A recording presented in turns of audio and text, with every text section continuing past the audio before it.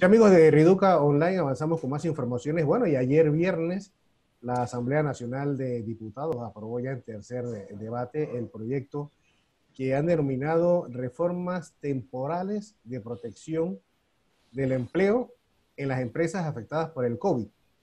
Esto hay que recordar que fue una iniciativa del Consejo de Gabinete, ¿no? Pero las diferentes organizaciones sindicales señalan que no son más que reformas al Código Laboral, que es el inicio de lo que se espera. Vamos a conversar con la profesora Nelva Reyes, ella es secretaria general de la Confederación Nacional de Trabajadores de Panamá, la CNTP. Profesora Reyes, sus impresiones con lo que sucedió ayer viernes en la Asamblea. Ya se aprobó la ley. ¿Qué va a pasar Sí, ahora? bueno, sí, es importante en primer lugar señalar que esta ley, o sea, esta modificación que le hacen al Código de Trabajo y que se ha hecho la justificación señalando de que es para proteger el empleo, eso no es cierto. Eso no es cierto porque los distintos artículos que reforman el Código de Trabajo así lo indican. Por ejemplo, no se prohíbe el despido de los trabajadores de las empresas las cuales han suspendido labores o han rebajado la jornada laboral. Entonces, tampoco se ha prohibido, por ejemplo, las cuestiones del mutuo consentimiento. Cuando hay empresas que están obligando a las y los trabajadores a hacer mutuo consentimiento. Realmente hay una situación en el país en la cual los trabajadores y las trabajadoras deben de tener claro. No puede darse una imposición de los mutuos acuerdos realmente llevando al trabajador de sí o sí. Esto es una decisión que debe tomar el trabajador con la libertad necesaria. Y llamamos a los trabajadores a que no acepten esos mutuos acuerdos en la medida en que eso los van a llevar a recibir una guayabita sabanera sin saber cuánto, sin tener en cuenta la cantidad de años que tiene el trabajador laborando en la empresa. Entonces, realmente esto no lo mejora y de igual manera este mutuo acuerdo le da la reforma al Código de Trabajo señala, primero en la primera parte de la modificación del código señalaban que se le daba 50 balboas partido en dos a los trabajadores y trabajadoras. Ahora lo eliminaron y lo que hacen es que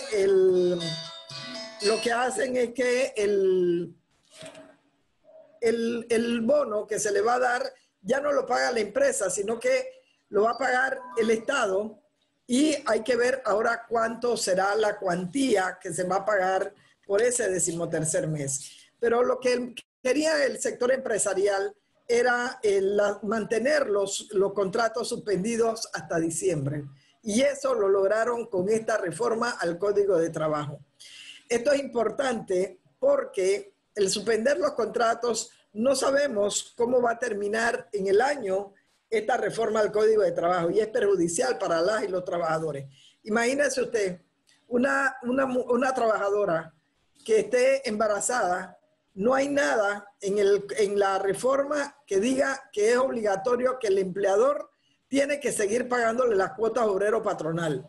El empleador la dejó de pagar y ¿qué resulta? Que si ella no tiene las 9 cuotas en los últimos 12 meses paga, llegado el 7º mes, resulta que va a ir al Seguro Social y no hay quien le vaya a garantizar el subsidio de gravidez de la trabajadora. Y eso ha quedado también en un limbo porque el artículo 146 de la Ley Orgánica de la Caja del Seguro Social señala que usted tiene que tener mínimo 9 cuotas pagas previo a la salida de la licencia de gravidez para poder recibir el subsidio.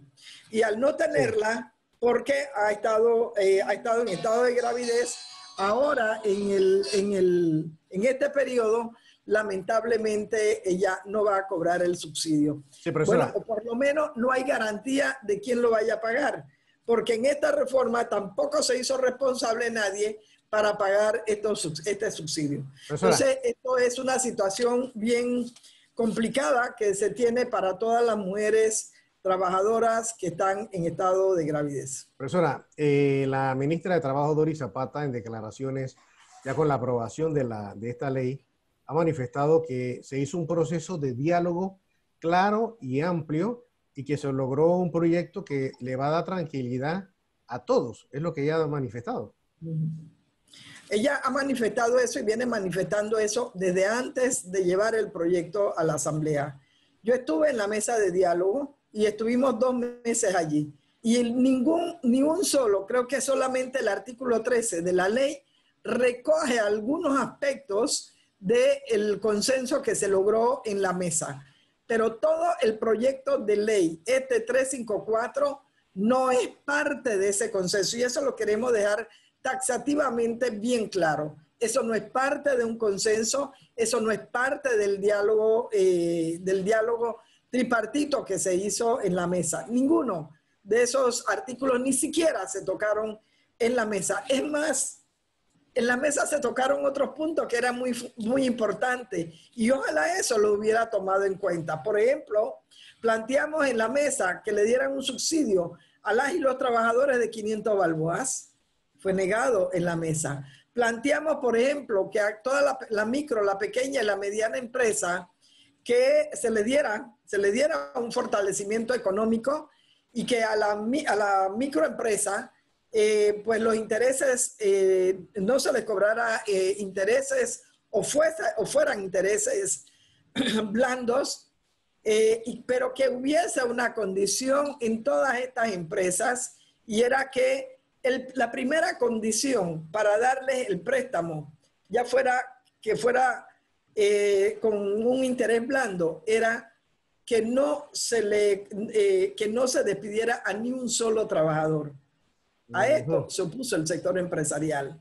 También planteamos que hubiese una ley que regulara los precios de la canasta de alimentos y que esa ley pudiera establecerse en todo el país contemplando el precio, contemplando la regulación de los medicamentos.